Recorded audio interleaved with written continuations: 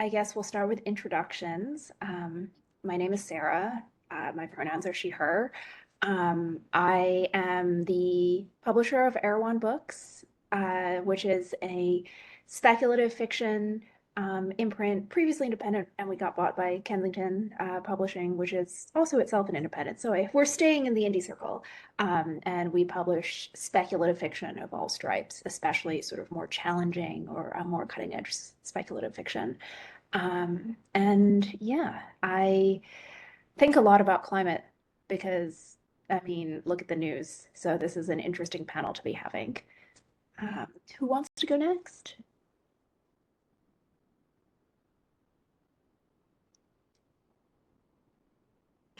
Okay, I'll go.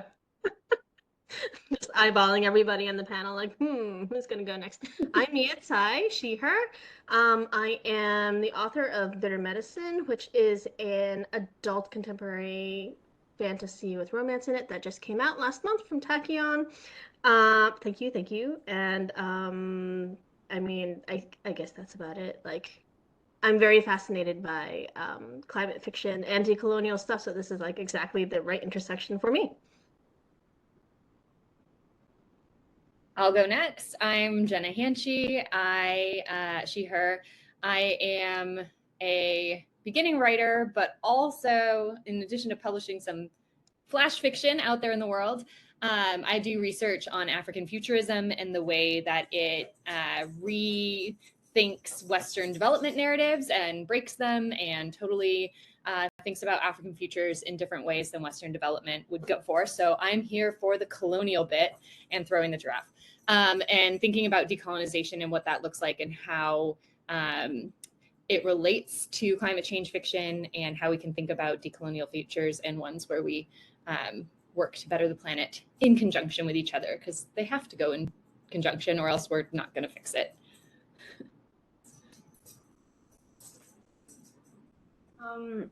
My name's Arula Ratnakar, and I'm a neuroscientist and science fiction author.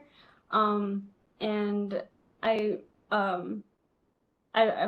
written some climate fiction stories. My stories are in Clarkesworld magazine, and I guess it's a topic that interests me because it's a very important part of how our future is going to play out. And I feel like themes from like things like climate change and colonialism are going to affect everything from like from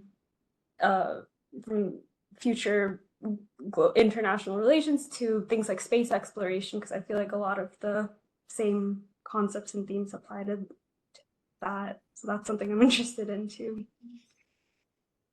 Yeah. Great. So I guess I'll start off with the question, what does climate fiction look like when it's not decolonial?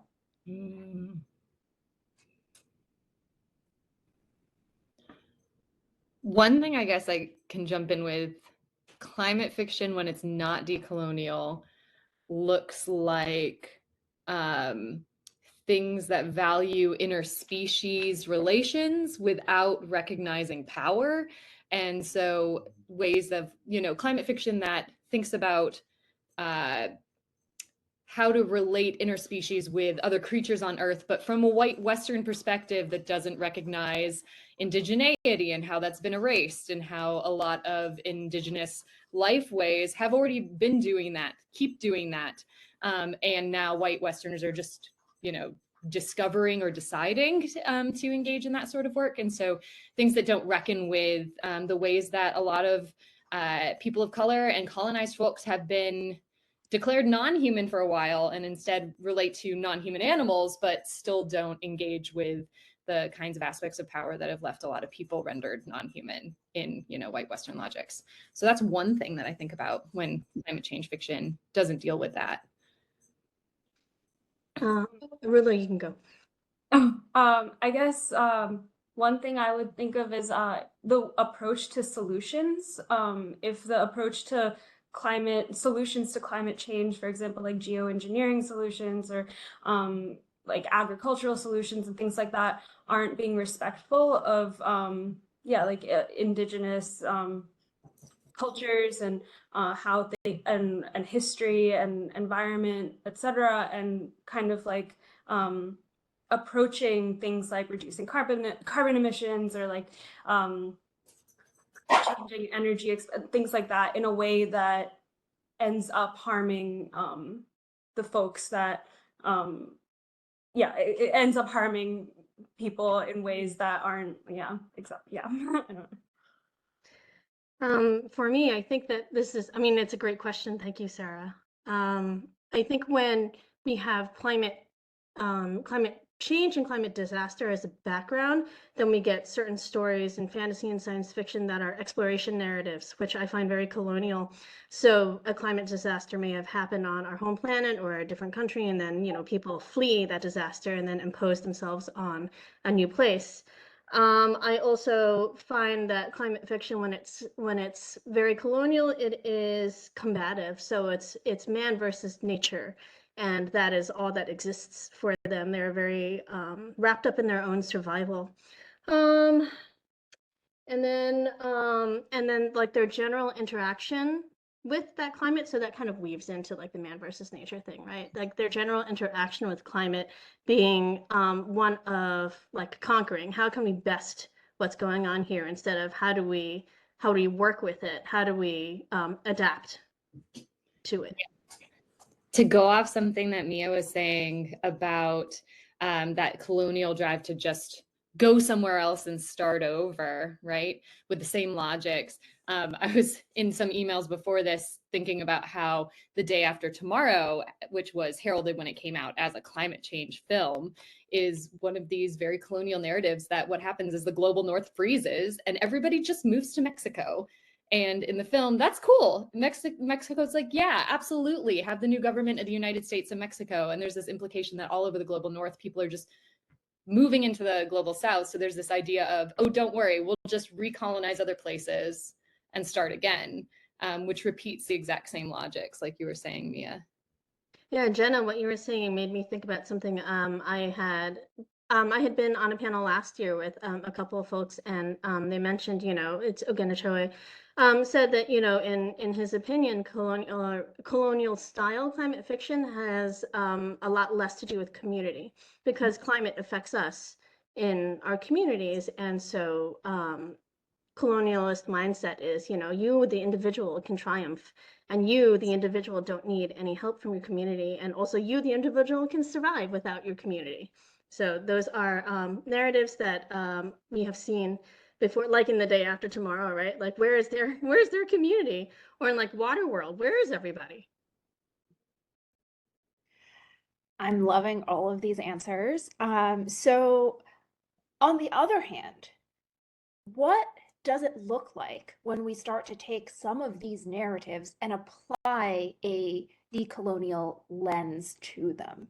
I mean, people have already been writing about this and doing this for a while. Like, maybe who does this well? Or what have you seen that other people have written, or, you know, other art that's been made that does this well? If no one else has an immediate answer, I'm going to pipe up immediately with N.K. Jemison's The Fifth Season, which was so good, like very refreshing for me to see communities again, and the interlinking of help and generational help that was present in that story.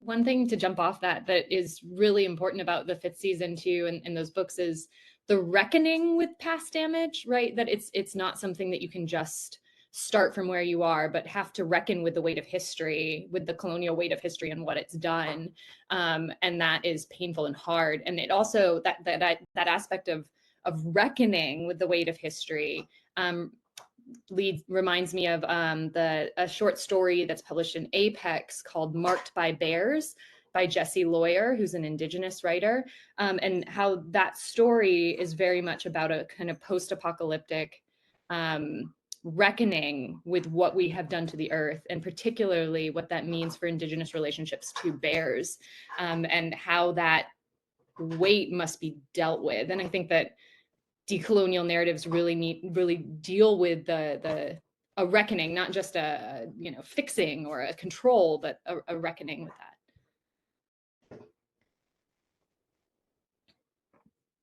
I have other things I could jump in with. Sure. I mean, just going off, I'm going off script at this point because you guys are all saying very interesting things. So I feel like we've broadly been talking about a few categories of, or I guess like sub genres of climate fiction, and each of them can be done in a way that is decolonial or in a way that is, frankly, status quo. So I want to go through each of them and just like pick your brains. So the first set that I think we talked about is leaving Earth. Just Earth is done. Earth is ruined. There's no going back. So we like humanity leaves. There are examples of that done obviously in a very colonialist way. I'm not as sure that there is as much of a body of work out there that does this in a decolonialist way. Can you think of any? And if not, how would you write that? Okay, I have an idea, but it is one that doesn't do it in a decolonial way so much as has a decolonial politic behind it, because it shows the colonial politics of doing that, if that makes sense. So it's a decolonial story, or an anti-colonial story, I guess is what I would say, but rendering colonialism. So again, I'm turning to Apex. Hey, I read a lot of Apex. The story Root Rot by Fargo Tabaki really deals with Palestinian colonization after Earth and what happens when Palestinians move to another planet, and then the same logics of colonialism follow, and the absolute wreckage that leaves, both of emotionally and bodily, on colonized people. And I think that it is a really powerful anti-colonial, I guess I don't know if I could call it decolonial, because it's rendering colonial politics so deeply, but I think that that's a powerful one of leaving Earth that shows the problems with colonialism.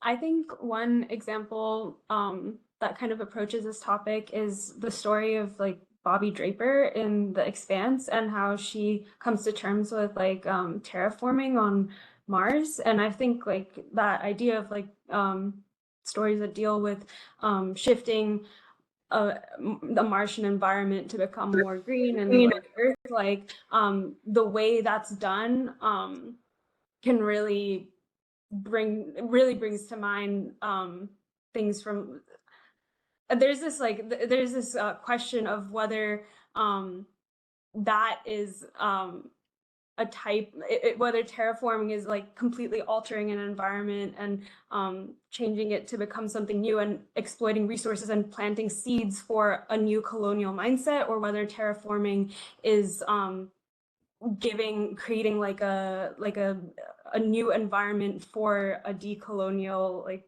framework. And I feel like that's an interesting thing to, I don't know, think about. I'm having a hard time thinking of something, usually because, we had a lot of these leave Earth, go find a new place narratives in the 90s, the mid to late 90s in fantasy. And usually they land on like uninhabited planets, so that there's like nobody really, like no people there to colonize.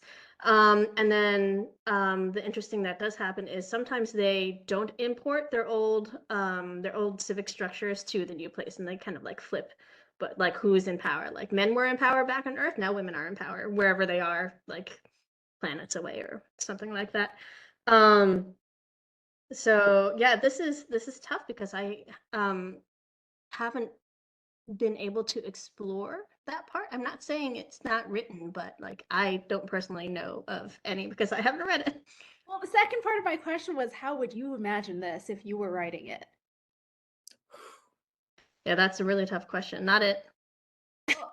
I think one interesting thing to think about that a lot of like some like when I was reading about how I was trying to read about how various cultures like approached climate change and how thinking about the earth itself. And there's this really interesting perspective of in a lot of like indigenous cultures that like the earth itself is a sort of like consciousness, and systems on earth are and there's like a type, and I actually think this is a really interesting thing to think about, like the intricacies of like these environments and ecosystems and things like that, to think of them as a sort of life in itself and consciousness in itself, and treat it as this like system, rather than something that's not, even though we know it's alive, something that's kind of disjointed or just something to be exploited and things like that. Trying to treat it like something that's alive and connected and its own sort of different sort of consciousness is a really interesting way to approach things. Like if you go to a different planet, how do you like treat the systems of that planet? How do you like work with the systems of the planet to like come up with things and build environments and build cities and build cultures in that place that that don't just primarily use it as like a source, as a resource to exploit, but as its own sort of entity to respect. I'm trying to think of what it would take to engage with logics of movement to other places that are not dominion over, or I don't know, what kinds of colonial logics of expansion need to be challenged or gotten rid of? How do you relate to another planet? I don't know, I'm struggling with that, because clearly there's an analogy to movements on Earth, right? Migrations on Earth, and that are not always colonialist, right? When people move to different spaces, but there's something about that planetary leap that I struggle with, what logic, like how those logics would look on that interplanetary level. What does it mean to engage with an entirely foreign ecosystem in a way that, because you're going to disrupt it no matter what. There's no way to not disrupt it. So what does it look like to engage with it in a way that is mutually recognizing of personhood? Yeah, I don't know, I'm struggling with it. Same, and I'm looking at chat too, like turning things over. I think like even the premise of leaving Earth, right? Like Earth has been destroyed. Well, I mean that means that we have not been good stewards of it, and part of our current climate crisis is like how good of a steward can we humanity be in the future to sort of mitigate the damage, because it's coming, right? There's no way to stop what's happening. And like I may be just turning over on myself and eating my own tail at this point, but like when we think about narratives where home has been destroyed and now we must flee, that is putting us in a certain position of, oh, I'm gonna like, sorry, I keep thinking about the book I had been reading last year, which is Reverse Colonization. These reverse colonization narratives where home is been destroyed, and now we must go, and now we become the victims whenever we land on a new place. Mhm. Because I mean, like Jenna said, like we cannot help but disrupt the systems that are in place whenever we go to a new place. Sorry, that was not much commentary. One piece of literature that I think kind of addresses this is, have you guys read Ursula Le Guin's Vaster Than Empires and More Slow? About the it's a story about a planet that's entirely sentient, but the human settler doesn't understand that the vegetation and the entire planet itself is like a life form, and complete, and yeah. It's just relevant.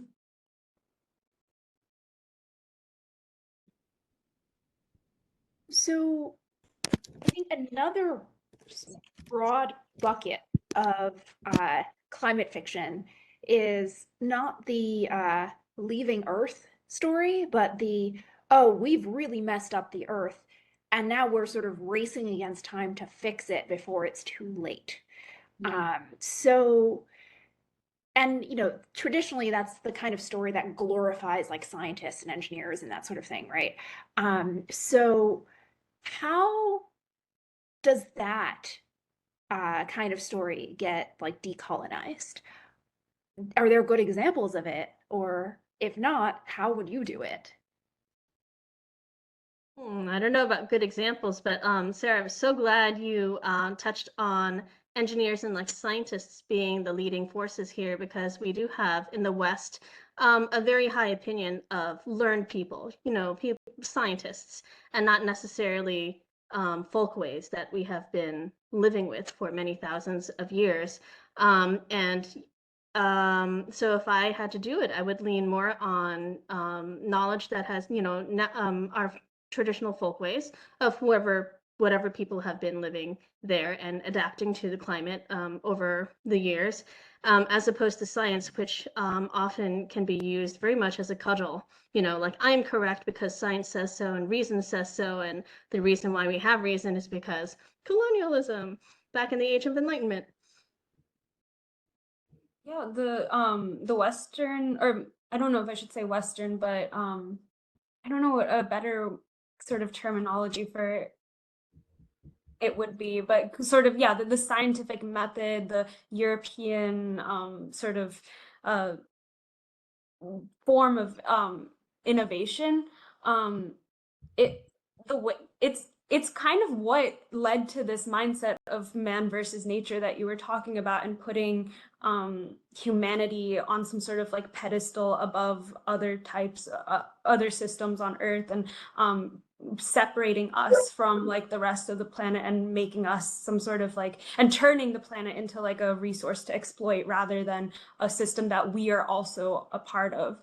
I feel like that the science and engineering and innovation, the things that led to the Industrial Revolution, which was like a huge catalyst for climate disasters, that really planted the seeds of this mindset. So I agree with what Mia was saying, that like trying to go against that and talk about like and think about more sort of folkloric approaches to not putting ourselves as a species on a pedestal are going to be really important. To kind of go outside of the norm a little bit, I'm thinking about Andrea Stewart's The Drowning Empire series as climate fiction fantasy.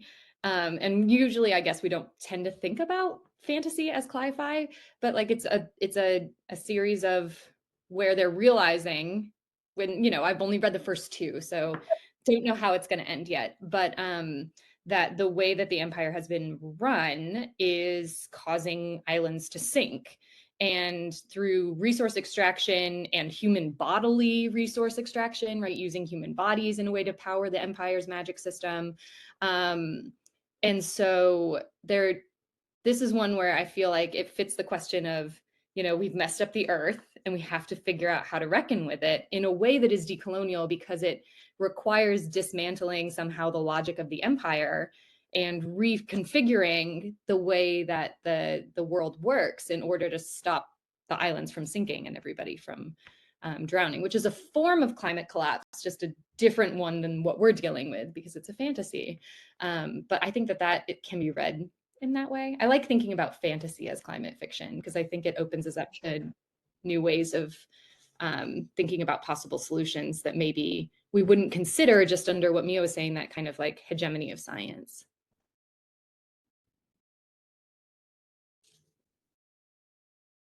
I'm a fan of everything that you've just said, Jenna. And this is just like throwing it out there because I too am curious if this, whether this exists. Do we have climate fantasy that is also not imperial? Because, the question of empire, the question of these people, I don't know, just you mentioned the Drowning Empire, and I'm like, well, I'm not always a fan of empire, so do we have examples? Y'all know.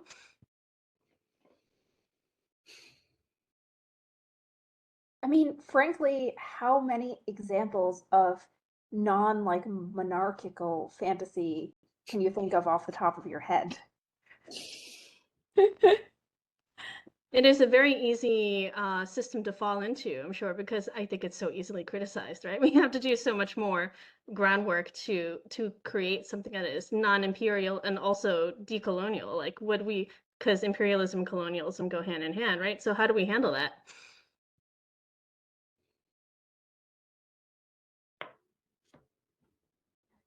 If anyone watching think of any non-monarchical fantasy that bonus has something to do with climate, drop it in the chat.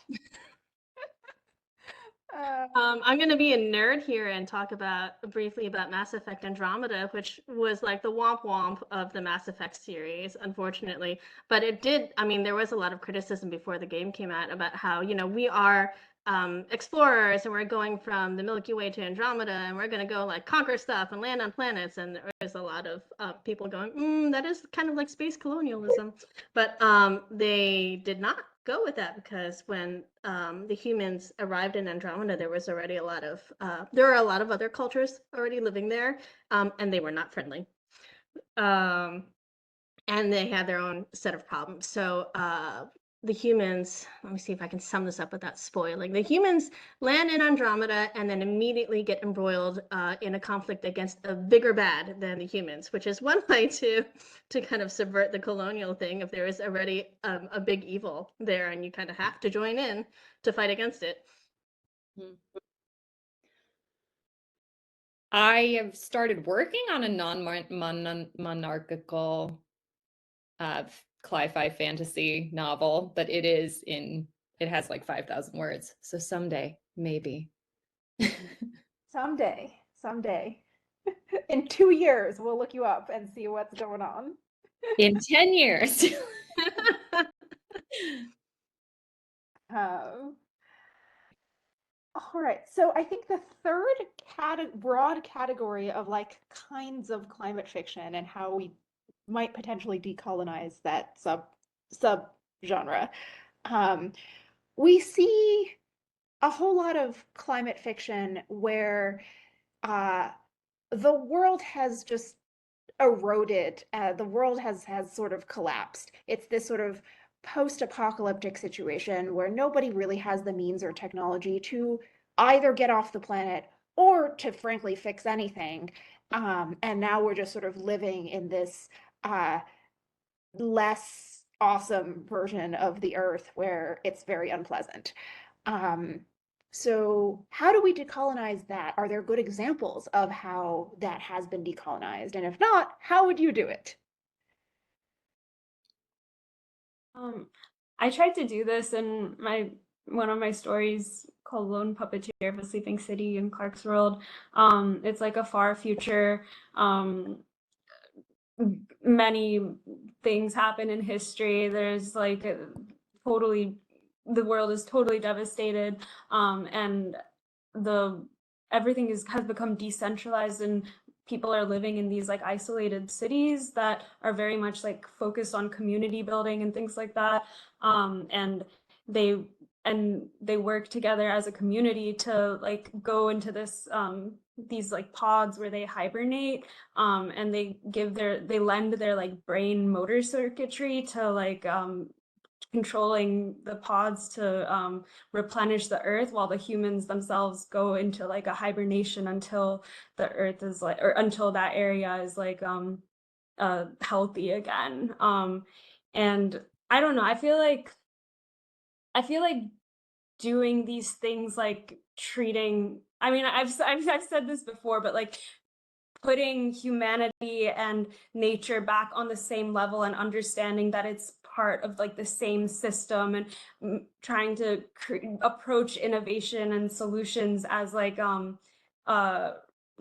reincorporating our consciousnesses as into like this more sort of and I don't know, in a more sort of like cohesive way with the earth. And I don't know, I feel like, I don't know if I'm making sense, but yeah,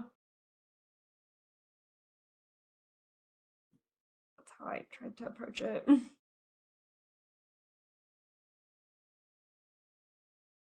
There with the hard questions. Yeah. Well, you guys seem up for them. So in doing some research of my own, I talked to historians who have seen it all, right? And so I think a lot of historians have a low opinion of the apocalypse, you know, some extinction event or some huge event that totally wipes out who we are as a species, or, you know, kills the vast majority of us. So I kind of struggle with that concept also. Like, we have many, many redundant systems here. And part of working with nature is to make like nature and survive, not conquer, but always survive, find a way to adapt and continue. um so I tend not to read the fiction that is like, you know, this thing has happened and now what do we do? I'm thinking maybe about Winori Kahiu's short film Pumzi, which is a Kenyan 20-minute film. You can find it online. That takes place in a kind of post-water war apocalypse, where they're living underground, have to, you know, wring the sweat out of their clothing and purify it to drink, purify, you know, all the water that comes out. Don't talk, because that would waste too much water. And I don't know that it's, I guess I'm thinking that in some ways, even in a society that's so run by colonial narratives, even just presenting something from a Kenyan perspective that does not deal at all with like Western narratives is presenting a sort of decolonial possibility to audiences, because it's centering, you know, all alternative ways of thinking and being in the world. That makes a lot of sense. I mean, I'm just reminded of, have you guys all seen Princess Mononoke? Because that to me, like, if we're talking about non-written word kinds of media, like that to me is like the ultimate non-written word, non-Western like climate fantasy. Oh, So to springboard off at Sarah, Nausicaa. That, I mean, I don't know why I yes, didn't think about that. Nausicaa. yes. Miyazaki's always good for environmentalist themes in his work. Ah, um, I mean, I guess springboarding off of that, I did have a question that was, uh, I feel like when we think of climate fiction, we think of like, you know, the a specific subgenre where we really grapple with like the antagonist as climate change, right? Or the antagonist as environmental decay. Um, there are plenty of other works of speculative fiction that feature climate change, climate, you know, issues in some way without overtly being climate fiction. Um, how do those works exist in conversation with what we tend to consider climate fiction? Hmm. One of my favorite examples, and if you've heard me talk on a panel before, you've heard me talk about Tade Thompson's The Wormwood Trilogy, which I've written a lot of articles about as well, because I like it a lot. It's not overtly climate fiction, but it is climate fiction because it is about a group of it's about alien colonization of Earth, in the form of the aliens have ruined their home planet so thoroughly that and they can't like get to another planet in time to save themselves, so they they kill themselves, their bodies, and upload all of them, their consciousnesses, to a server on a moon base and send out probes to find a new planet, and then are going to basically download, slight spoilers there, once they do. And so um the whole premise of the novels is to demonstrate what humanity's future looks like if we continue down the same logics that we're using right now. And Thompson has talked about these as, you know, climate change allegories, though they're not explicitly climate focused in what happens in the books, because it's, you know, the humans around the base in Nigeria trying to figure out how to keep their humanity, keep the world from being colonized by these aliens. And so it's it's a really, you wouldn't expect that to be a climate change story, but it is in the subtext.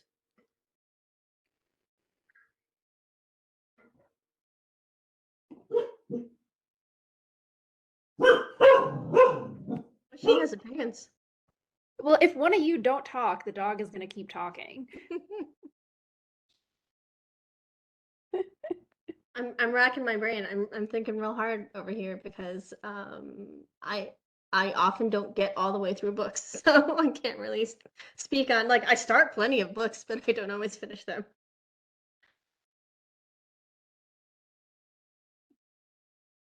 I think in some ways we could think of Nydia Okorafor's Lagoon as a climate related narrative as well.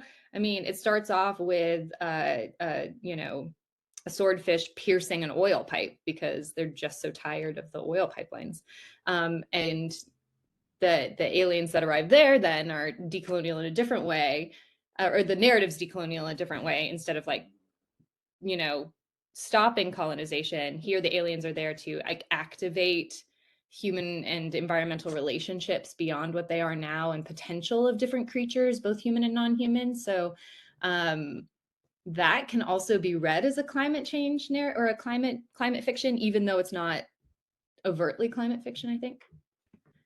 I mean, how far away from climate fiction do you want to go, Sarah? Because I think in many fantasies we have these suppositions, like, what if this one thing about the world has changed? Like, what if in an alternate Earth, suddenly we didn't have 24-hour days anymore? Suddenly the Earth slows its rotation or something like that, and that could be considered a change to climate. Or suddenly we have, you know, a lot of storms spinning up. But I see that all as, like, backgrounding, you know, climate, and also climate as an antagonist. Oh, Trail of Lightning. Speaking of both climate and decolonial narratives, Rebecca Roanhorse, also someone who I think is not writing sort of directly about climate, but who incorporates it as a theme.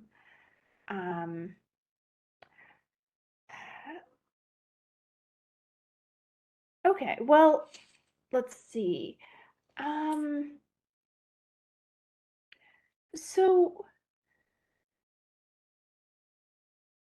I feel like climate fiction often, like, uses particular common, like, themes or tropes to almost, like, indicate that this is the kind of story it wants to tell. And many of those tropes are kind of the colonial default, right? Um, have you guys seen any climate fiction that specifically addresses, like, a trope that is colonial and decolonizes that idea?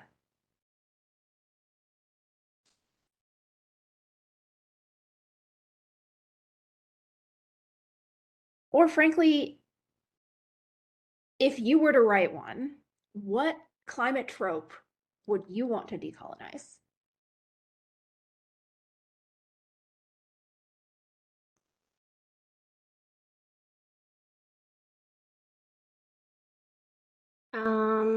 I think the Armageddon trope, you know, where everything is ruined, because we are very tenacious creatures.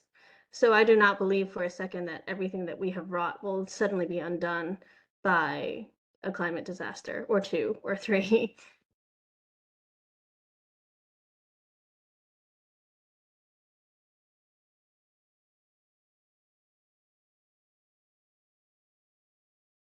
So, like, softly hearing the Jeopardy theme playing in the background. I'm trying to think of something that is a specifically climate fiction trope and not just a speculative fiction trope in general.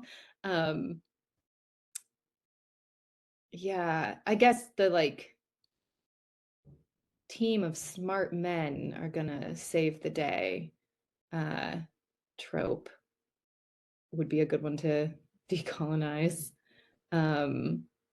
But I'm not sure exactly where I'm going with this. Now I'm losing my train of thought.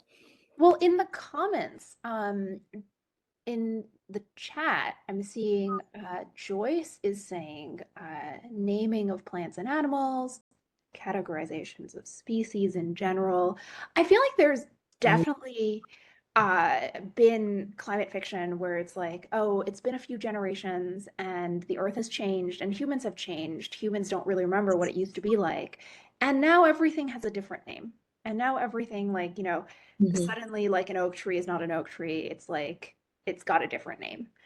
Um, I feel like I've seen that a few times.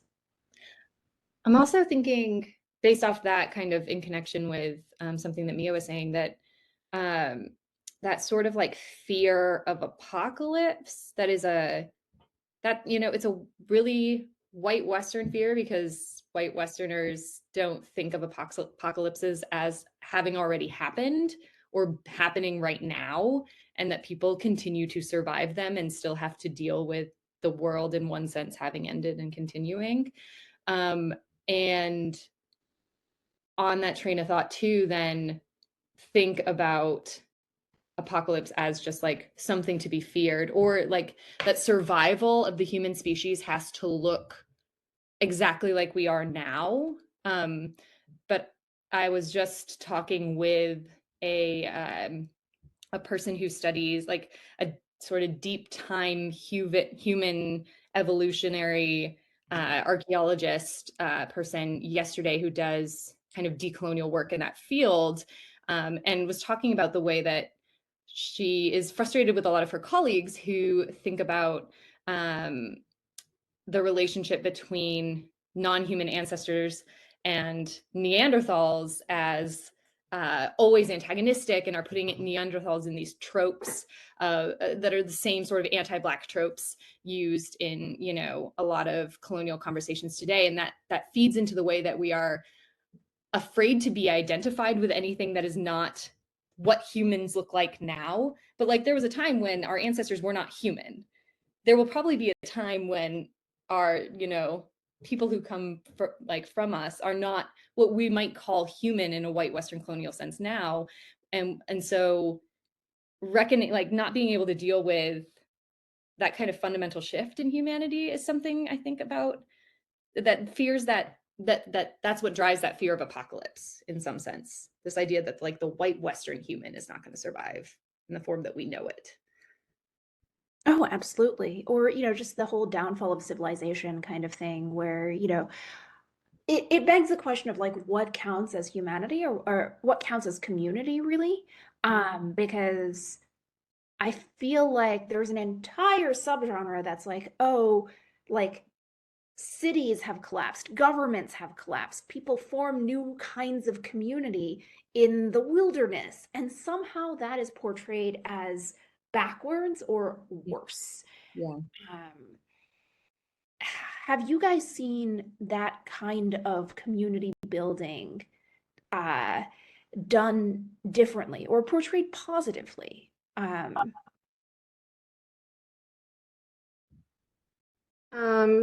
Blackfish City has little city-states scattered around the globe now, one in the North Pole and another one in, I believe, the South Pole. And the cities have grown their own identities and their own ways of dealing with their situations, for sure. And they've regained their technology also.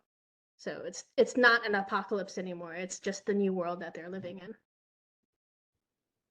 I'm going to go back to that story I mentioned at the beginning, Marked by Bears, that really thinks of the way that we are living now, pre, what would be called apocalypse, as is the ruining, as the terrible part, as the horrifying thing, and then what it takes to get back in right relationship.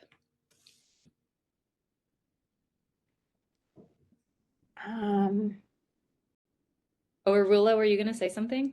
Yeah, well, I had something to add about, there's so many topics that just, well, but I have something to add about like the recognizing other things as intelligent or conscious and things like that. And I have so many thoughts on like whether we as human beings should even have that responsibility or power to decide whether something is like conscious or intelligent as we like, expand into other areas of earth or further away.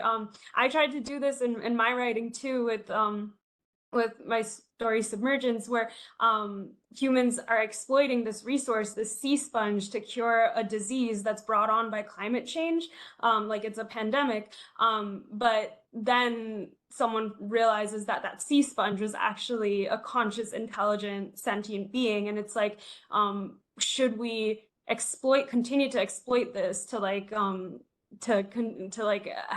to provide a cure for a species, or should we recognize it as its own intelligence? Another really good example of this is also in The Expanse, the whole like proto-molecule thing, about how when they discovered this new sort of this new proto-molecule, they kind of and this they go to this like fictional planet of like Elos and things like that.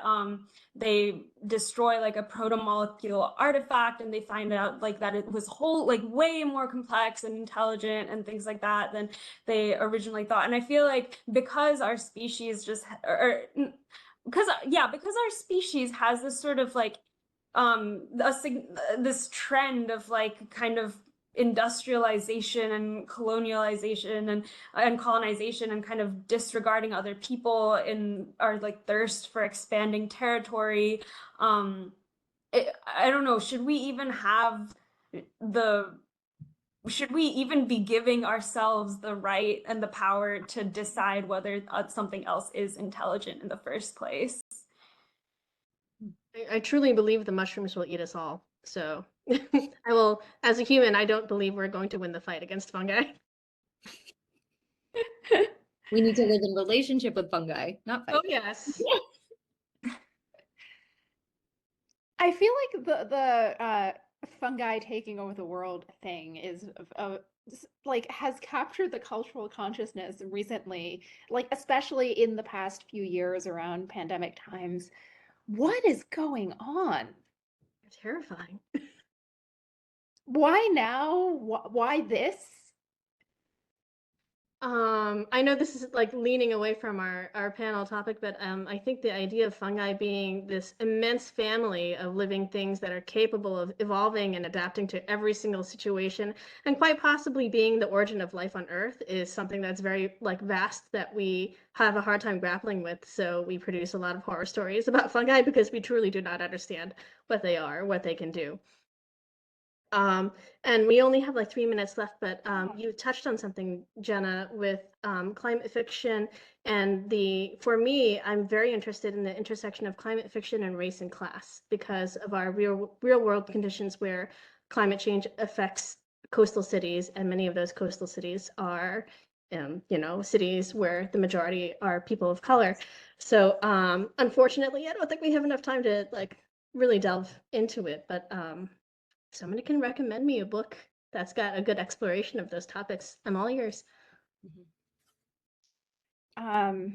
Okay, lightning round. There are 2 minutes left. Everyone recommend one book or one work on the subject.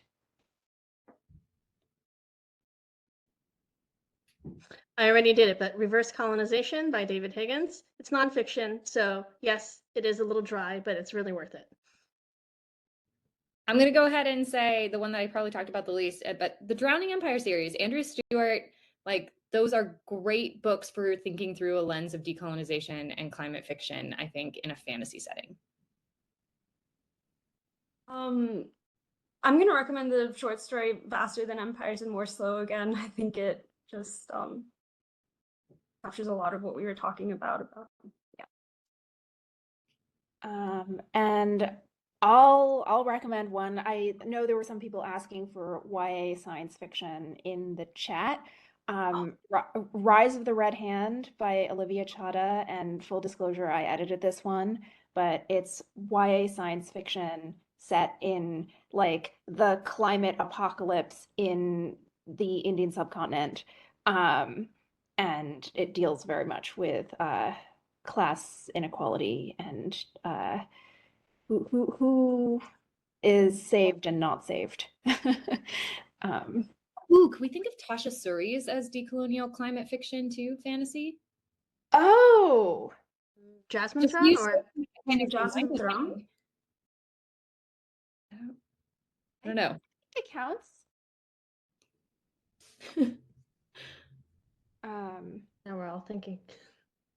Sorry, now we're time's almost up. Time's almost up. There's this Indian show called Layla that kind of approaches it, but I have a lot of thoughts on it, and I don't know if I'd recommend. But it's worth discussing. But that's a whole other. That's a very qualified recommendation. Okay, well, I think it is time. I think we need to let everyone go, but this has been an amazing panel. Thank you all for being here. One last opportunity for, I think, all of you, if you just want to plug something, anything, your social media, your book, whatever have you, plug one thing. Go. Rula, you first. You can find all my published stories in Clark's World magazine. If you just look up my name there, you can read them. Vote for Rula, right? You're up for some award noms this year, yes? I don't know. I don't think I thought maybe like the Hugos, like, but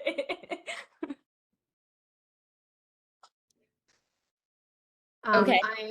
It's Amia on Twitter and mia.side.books on Instagram. My book is Bitter Medicine, and I also edit. I'm a first reader / slush editor at Giganotosaurus, and we do have some noms. So please pop over to giganotosaurus.org and read stories. They're only 12.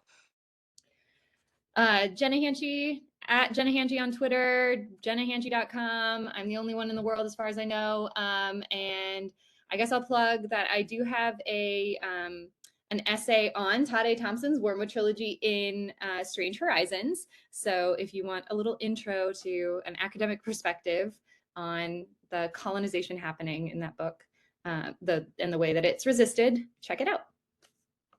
Thank you. And I guess myself, my name is Sarah Guan. You can check out Erewhon Books, erewhonbooks.com.